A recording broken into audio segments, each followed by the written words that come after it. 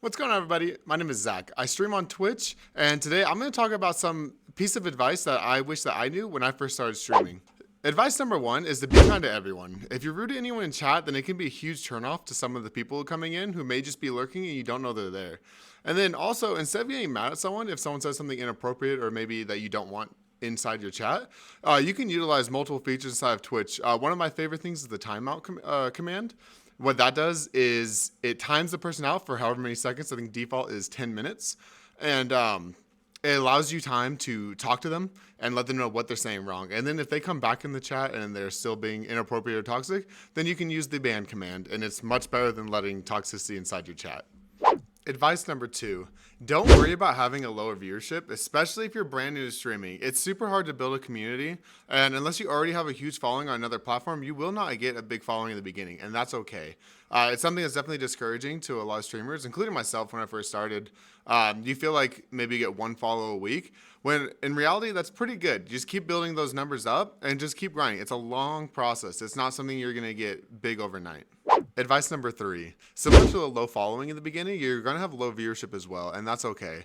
It's something where you just keep grinding your streams and keep streaming and try to market yourself. Use TikTok, Facebook, YouTube. Use whatever you can to get your name out there.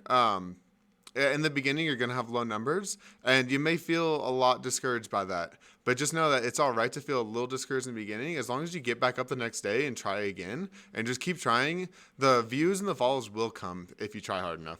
Advice number four, be engaging with your chat. The whole reason people come into streams is not necessarily for good gameplay, where yes, there are streamers out there who only focus on gameplay, and that's totally fine, and I enjoy watching those as well. But most of the time, people go into streams for the personality or the community. So be engaging with your chat, ask them questions, answer their questions. People want to spend time in streams with people that they enjoy spending time with more than their gameplay. That's if you are a gaming streamer. And if you are new to streaming and you don't have anyone in chat, try to act like you're streaming in front of a crowd of at least 100 people. That's advice that I got when I first started, and it was a game changer because yes, I didn't have people in chat when I first started. So I was playing the game and commenting on the game and just talking as if there were people watching me, quote unquote perform. And I think it helped a lot with the people who come in and they lurk for a little bit. Because I know I like to go into random Twitch chats to see if I enjoy the person who I'm watching. But I won't say anything at first. I want to see kind of how they act as a streamer without any interactions. So when I go in and I see people sitting, it's not the most fun stream to be in. But if that same person may have just been a little more engaging, it could have been a lot of fun. A very fun experience for everyone involved. And so with that, you can do something slightly different to set you apart from everyone else. You don't need to do anything crazy. You don't need to be a crazy goofball dancing around your stream. It could be something as simple as having something pop up on the screen when someone follows you. I love you. I love you. Yeah, JCB with the follow on Twitch. Let's go. Three, two, one, go. Advice number five. Read the Twitch terms and conditions. You may not need to memorize the entire thing, but be familiar with the things that you may have on your stream. For example, if you're streaming music in your Twitch that has copyrights on it, and if it gets saved into your VOD, then you are committing copyright fraud. With that, there are ways inside of the different streaming platforms that you can use to make it so that that music does not get saved in your VOD. So just look up how to not get your music saved in the VOD with whichever streaming software you're using. For example, I use OBS. I've also used Streamlabs. Both ways, they're slightly different just to get the tracks on different sections so that it doesn't get saved. And then there's also things like alcohol, drug use, stuff like that.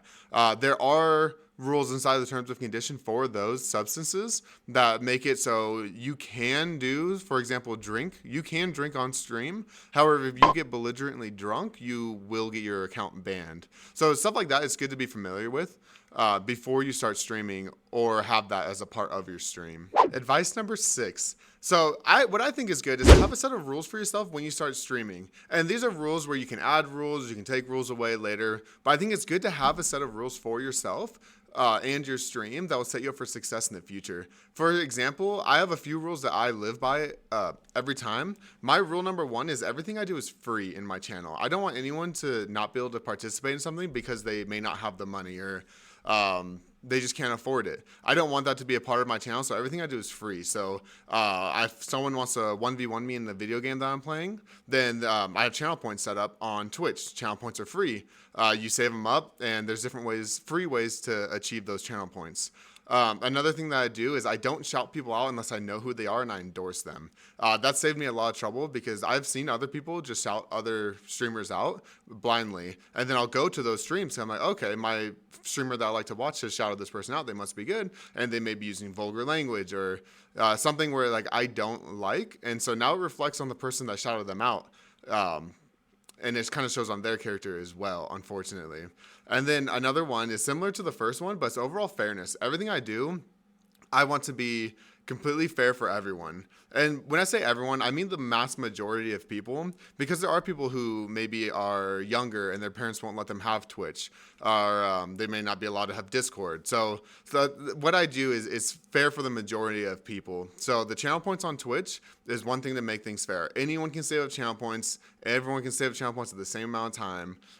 It's fair. And then also when I host tournaments, I will have a poll in my Discord for people who want to team up. And again, Discord is free. Not everyone is allowed to if they're younger and live with their parents, but the majority of people, Discord is free. It's eligible or available for everybody.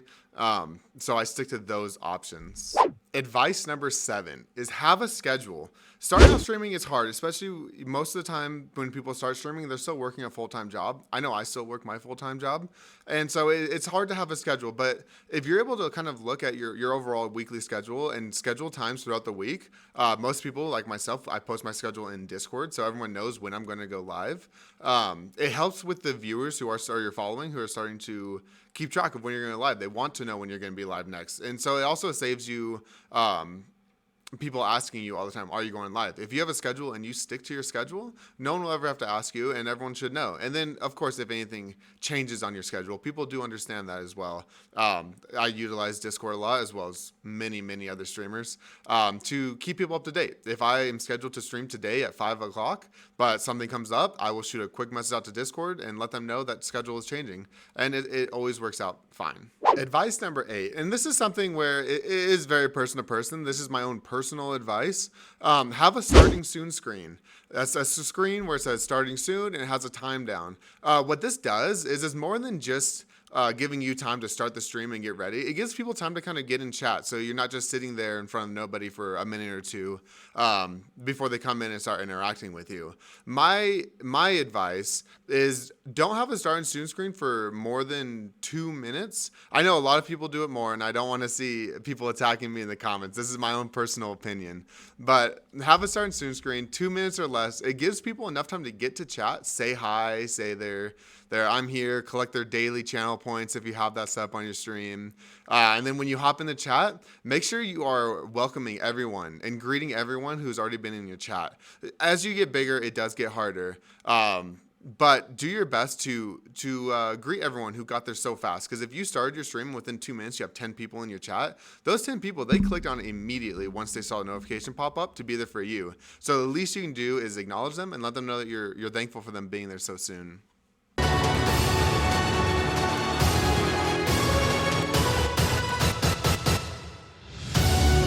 What up? Yo, Mac on first. Damn, I thought Party was getting it today, honestly.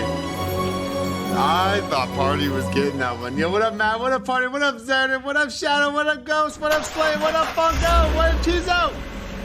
Advice number 9. Don't let toxic people ruin your day. Unfortunately, toxic people and internet trolls will be coming into your chat from time to time. And from my experience, there are a couple different ways that you can handle it. Option 1 is just to ignore them and let your mods take care of them.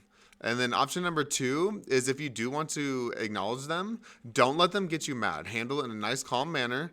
Time them out. Let them know why they're being timed out. Utilize those Twitch commands that are more helpful than you may realize. And then just let them be, but don't give them the power over you. An example of what happens is if this happens to me all the time. I'm not very good. I'm okay at the video game that I play. And a lot of times people come to my chat and say, wow, you suck, or oh my gosh, this is a bot lobby. And so instead of getting mad, I just say, oh, thank you so much. And then I just move on and I don't acknowledge any more comments that they put in the chat. I do remember the first time that I did get a toxic comment in I think it was a TikTok video that I did. And I will be honest with you, it was hard to sleep that night. I was up all night thinking about it. I was letting it get to me and it was terrible. And so that's when I kind of looked back and I realized, oh, like this toxic comment, it means nothing to me. It's one single comment that someone just wanted to go out of their way to make you upset. And then, so one way that I do handle that is whenever someone comes into my chat, I try to treat that username like a real person because that's exactly what it is. There's a real person behind that username that you see on screen. But when I see a toxic comment, I just act like that username is nothing. There is no one behind that comment. There is no one there. What that does to me is it makes it so it's not real, which makes it so it's not hurtful. While no, your toxic comments don't really hurt my feelings anymore. It does make it easier, especially in the beginning, to just look at it as if it's just a fake account that just posted something, and you just move on from it. And then with the people on the internet, I'll pop up an example. So there was a TikTok video that I posted and someone commented this. And then what I decided to do was, instead of ignoring them or saying thank you sarcastically or something like that, I decided to break down the question a little bit. And I wanted them to explain it more to me on why they were feeling that way. So then I asked them this. And then, to no one's surprise, this is the response that I got from that person. And it shows you that people, they think that they can just hop in and drop a hate comment or toxicity or be a troll. And they don't have the actions to back it up. And that's just something to remember as a streamer, where they're just trying to get to you. So if you don't let them, then they don't win. Go and call me an idiot. You're an idiot. Oh, you think I'm an idiot? Yeah. Yeah, sometimes I do stupid things. That's true. Yeah, you do. You always do stupid things. I know. You're so smart. You're so lucky. Yes, I am. You're awesome. Thank you. And you're not. I know. We established that. Go, look. Those were the 9 pieces of advice that I had for everyone today, but I do have a bonus piece of advice for you. I don't think I should necessarily count this as a piece of advice, but it's something that you should know as a new streamer. I know it's very exciting to hop in and tell people about your stream, and it's very tempting to go into a big streamer's chat and put, hey, why don't you guys follow me on Twitch or TikTok or YouTube? Don't do that. Do not ever self-promo yourself in places that are not meant for self-promo. I know lots of streamers, including myself. I have a channel in my Discord called Self-Promo, and I encourage people to use it. I want to see your streams.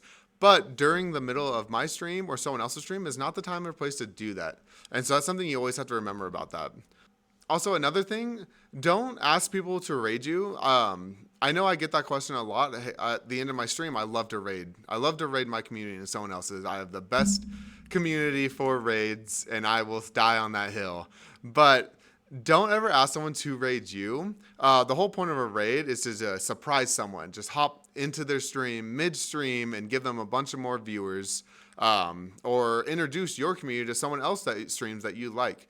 But when you ask for someone to raid you, it kind of comes off as it's a little bit tacky, and it'll be really a just disgenuine raid at that point. And those are all the tips I have for everyone right now. As I come up with more, I am making a continuing list. So I may make another video in the future, or as I go through different experiences of my own, I will try to share them as best as I can. Until then, though, I really appreciate everyone that took the time to watch this video. And if you want to check me out on Twitch or TikTok or more videos here on YouTube, please check the description below. Thank you, everybody. Have a great rest of your day.